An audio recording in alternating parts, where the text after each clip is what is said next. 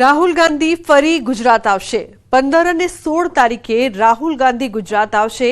કોંગ્રેસના પ્રદેશ પ્રમુખ શક્તિસિંહ ગોહિલે જણાવ્યું કે ગુજરાતથી પાયલોટ પ્રોજેક્ટની શરૂઆત થશે। 16 તારીખે અરવલ્લી જિલ્લામાં આ પ્રોજેક્ટની શરૂઆત થશે। રાહુલ ગાંધી અરવલ્લી જિલ્લાના કાર્યકર્તાઓ સાથે વાતચીત કરશે। પાયલોટ પ્રોજેક્ટને લઈને એઆઈસીસીએ એક કમિટીની રચના કરી। જિલ્લા કોંગ્રેસ સમિતિને વધુ સત્તા મળે તે માટે દેશભરના કોંગ્રેસ પ્રમુખને દિલ્હી બોલાવી ચર્ચા કરી હતી। સમગ્ર દેશમાં લાગુ પડનારા જિલ્લા કોંગ્રેસ સમિતિઓના સશક્તિકરણના પ્રોજેક્ટનો પાયલટ પ્રોજેક્ટ એ ગુજરાતથી શરૂ થઈ રહ્યો છે। 15 અને 16 બે તારીખે રાહુલ ગાંધીજી અહીંયા આવશે। 15 તારીખે જે નિરીક્ષકો ચાર નિરીક્ષકો એ પ્રદેશ સમિતિ તરફથી, એક ખૂબ સિનિયર નિરીક્ષક એટલે આખા રાજ્યના પ્રભારી રહ્યા હોય, મોટા મોટા રાજ્યોમાં કેબિનેટ મિનિસ્ટરો રહ્યા હોય, આવા વ્યક્તિ એક જિલ્લાના પ્રભારી તરીકે જશે। 16 તારીખે અરવલ્લી જિલ્લામાં પાયલટ પ્રોજેક્ટની શરૂઆત થશે અને અરવલ્લી જિલ્લાના આગેવાનો સાથે રાહુલ ગાંધીજી વાર્તાલાપ કરશે અને ત્યારબાદ કાર્યકર્તાઓ સાથે સંવાદ અને પછી આગળની જે અમારી પ્રક્રિયા નક્કી થઈ છે એ ચાલશે। તો રાજ્યમાં પીએસઆઈની ભરતી માટે લેવાયેલી લેખિત પરીક્ષા પૂર્ણ થઈ છે। લેખિત પરીક્ષા સંદર્ભે પહેલા સેશનમાં પ્રિલિમ પરીક્ષા પૂર્ણ થઈ। પ્રિલિમ પરીક્ષામાં શેર માર્કેટની અપડેટને લઈને રસપ્રદ સવાલ પૂછવામાં આવ્યો। શેર માર્કેટ અપડેટને લઈને તાર્કિક પ્રકારનો સવાલ પૂછવામાં આવ્યો। પેપર પ્રમાણમાં સહેલું હોવાથી ઉમેદવારોને હાશકારો થયો। પેપર સહેલું રહેતા મેરિટ ઊંચું જાય તેવી પણ શક્યતા છે। પેપર એકદમ ઇઝી હતું, સારું હતું, બહુ લેન્ધી નહોતું। જે કોન્સ્ટેબલનું ગઈ વખતે નીકળ્યું હતું એના કરતાં પીએસઆઈનું સરળ હતું, એટલે મજા આવી। તૈયારી પ્રમાણે સારું છે, જેને તૈયારી વ્યવસ્થિત કરી હશે એને જવું નહીં પડે। તો અભ્યાસક્રમ મુજબ સહેલું હતું, બધા લોકોને એમ તો બધા વિદ્યાર્થીઓને લાગ્યું સહેલું છે। બીજા પેપર ગયા વખતે કોન્સ્ટેબલ કરતાં સહેલું પેપર હતું। થોડુંક રિઝનિંગ અને મેથ્સ સાથે હોવાથી સમય બહુ વ્યવસ્થિત ઉપયોગ કરવો પડે, નકર સમય બીજું 100 માર્કનું પહેલો ભાગ 100 માર્કનું બીજો ભાગ, એમાં સમયનું મેનેજમેન્ટ કરવું થોડુંક અઘરું હતું। મેરિટ હાઈ જવાનું છે, કેમ કે પેપર એટલું ઇઝી હતું ને, મેરિટ ઊંચું જ જશે। મેરિટમાં અસર પડશે, કેમ કે ઘણા લોકો મેન્સથી બીવે છે કે પહેલી વાર આવ્યું છે તો લખાશે ને એવું બધું, એટલે જેને મેન્સની તૈયારી કરી છે એ ફાવી જશે આમાં, જેને નથી કરી એને પ્રોબ્લેમ આવશે મેન્સમાં। બાકી પ્રિલિમ્સ તો બહુ ઇઝી પેપર હતું। સમાચારનો પ્રવાહ યથાવત રહેશે। હાલ રૂકાઈશું એક બ્રેક માટે। આપ જોતા રહો ન્યૂઝ 18 ગુજરાતી।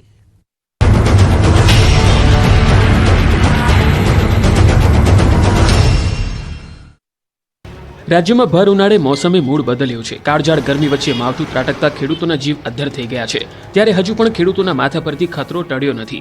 આગામી 24 કલાક સુધી ગુજરાતમાં માવઠું ત્રાટકી શકે છે। હવામાન નિષ્ણાત અંબાલાલ પટેલે આગાહી કરી છે કે આગામી 24 કલાક કમોસમી વરસાદ ખાબકી શકે છે।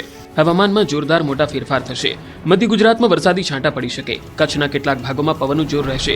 આંધી વંટોળનું પ્રમાણ વધવાની શક્યતા છે। બીજી તરફ 14 એપ્રિલથી ફરી ગરમીનું જોર વધશે। 18 થી 24 એપ્રિલમાં ફરી વાતાવરણમાં પલટો આવશે। ચોમાસા સુધી પવનની ગતિ રહેશે। ચોમાસું 2005-06 જેવું રહી શકે। 10 મે થી અરબ સાગરમાં ચક્રવાત બનશે। આગામી 24 કલાકમાં હવામાનમાં પલટો આવી શકે। પૂર્વ મધ્યપ્રદેશના ભાગો, લગભગ પંચમહાલના કેટલાક ભાગો અને પૂર્વના જે ગુજરાતના મધ્યપ્રદેશના એડજોઇન્ટ ભાગોમાં ક્યાંક વાદળવાયુ અથવા તો ક્યાંક વરસાદી છાંટા પડી શકે। 3 દિવસ ગરમીથી મળશે છુટકારો। 15 એપ્રિલથી ફરી ગરમી કરશે આક્રમણ। સૌરાષ્ટ્ર, કચ્છ, ઉત્તર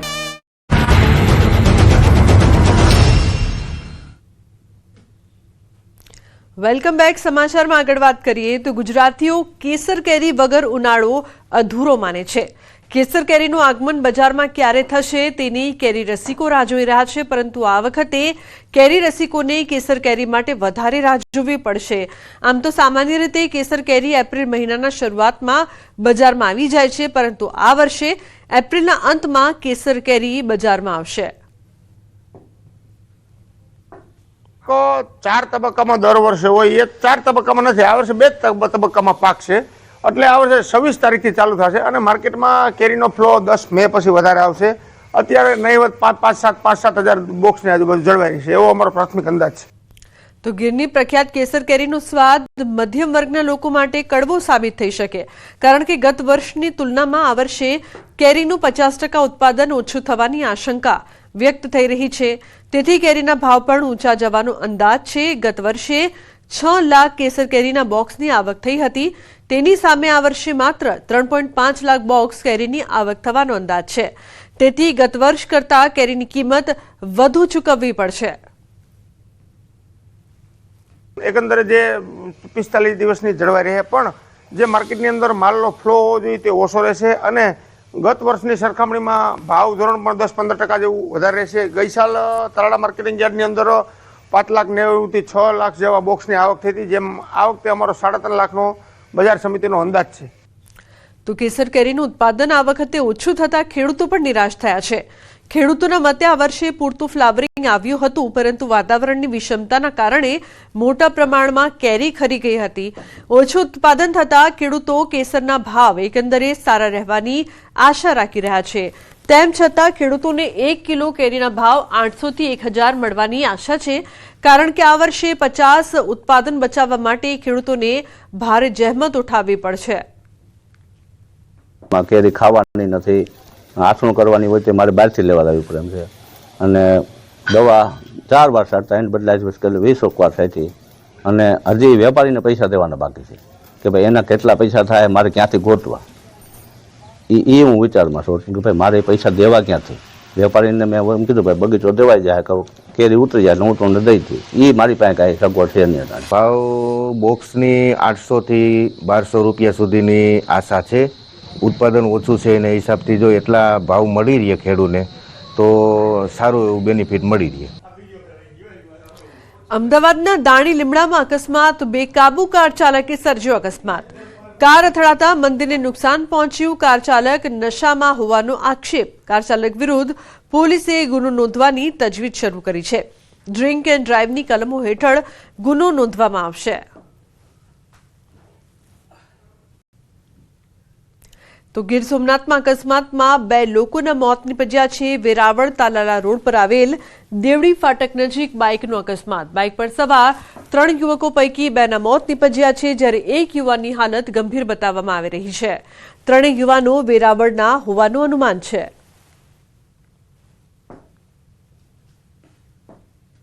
તો વાપીના છરવાડા વિસ્તારમાં ચોંકાવનારો અકસ્માત સર્જાયો, જેમાં રોડ પરથી પૂર ઝડપે પસાર થતી એક કાર ચાલકે બાઇક ચાલકને બચાવવા જતા સ્ટીયરિંગ પરથી કાબુ ગુમાવ્યો ને બેકાબુ થયેલી કાર સીધી જ ધડાકા સાથે રોડની બાજુમાં આવેલા વીજ ટ્રાન્સફોર્મર સાથે અથડાઈ. કારની જોરદાર ટક્કરના કારણે વીજ થાંભલાઓ સાથે ટ્રાન્સફોર્મર જમીનદોસ્ત થઈ ગયું અને હાઈ વોલ્ટેજ વીજ લાઇનના વાયરો પર પણ આ કાર પડી હતી. જો કે ઘટનામાં કાર ચાલકનો ચમત્કારિક બચાવ થયો અને કાર ચાલક સુરક્ષિત રીતે કારની બહાર નીકળી ગયો. બનાવ બાદ આસપાસના વિસ્તારમાં દોડધામ મચી છે. જાણ થતાં વીજ વિભાગની ટીમ સ્થળ પર પહોંચી વીજ પ્રવાહ બંધ કરી અને કાર પર પડેલા વાયરોને હટાવી વીજ પુરવઠો યથાવત કરવા પ્રયાસ કર્યો.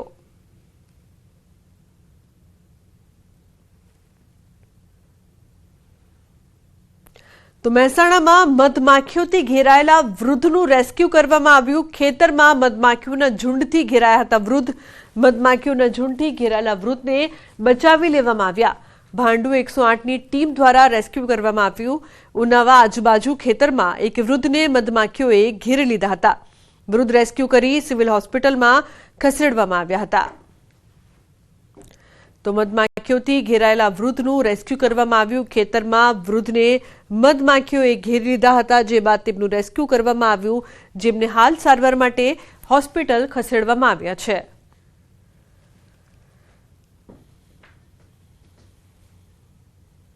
તો સુરતમાં તોફાની તત્વો ફરી બેફામ. ઉત્તરાયણ વિસ્તારમાં મચાવ્યો આતંક. દારૂ પીવાની માંગ સાથે કારીગરને માર માર્યો. ઈંડાની લારી ધારકને તેમજ તેમના કારીગરને ઢોર માર મરાયો. સમગ્ર મામલે ઉત્તરાયણ પોલીસ મથકમાં નોંધાવી છે ફરિયાદ. હાલ સમગ્ર મામલે પોલીસે તપાસ શરૂ કરી છે.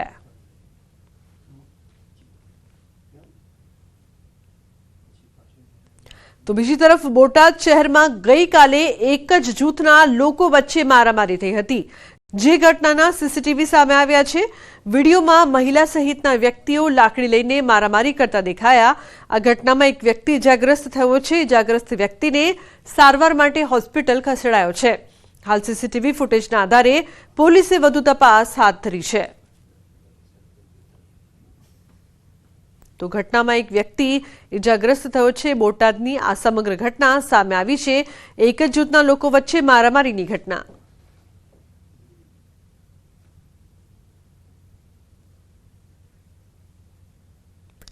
તો ધંધામાં કરોડો રૂપિયાનું નુકસાન જતા આઈટી એન્જિનિયર યુવક બન્યો ચોર. ભેજાનો ઉપયોગ કરીને આરોપીએ એટીએમ કાર્ડની ચોરી કરવાનું શરૂ કર્યું અને તેમાંથી રૂપિયા ઉપાડવા લાગ્યો. જો કે સીસીટીવી ફૂટેજ અને બાતમીના આધારે પોલીસે તેને ઝડપી પાડ્યો છે. અમદાવાદની કાગડાપીઠ પોલીસે તેની પાસેથી ચોરીના 176 જેટલા ડેબિટ કાર્ડ પણ કબજે કર્યા છે. પોલીસે મૂળ બેંગ્લોરના અને સુરતમાં સ્થાયી થયેલા અમિત જૈન નામના આરોપીની ધરપકડ કરી લીધી.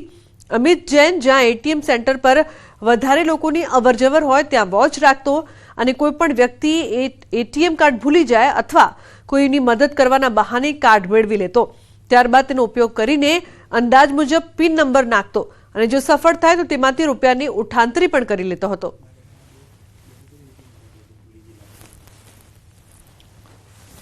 તારીખ 9ના રોજ ડી સ્ટાફને બાતમી રહે હકીકત મળેલી કે એક વ્યક્તિ છે એ ભુલાભાઈ 4 રસ્તા પાસે શંકાસ્પદ હાલતમાં ઊભેલો છે અને એની પાસે કેટલાક એટીએમ કાર્ડ છે.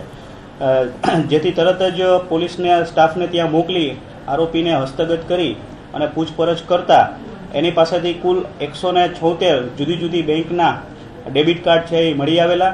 ત્યારબાદ એની અણુઝડતી કરતા એના ખિસ્સામાંથી છે એ આ ચોરીના પૈસા છે એ મળી આવેલા. તો બુલેટિનમાં હાલ બસ આટલું જ. તમામ મહત્વપૂર્ણ સમાચાર માટે આપ જોતા રહો ન્યૂઝ 18 ગુજરાતી. નમસ્કાર.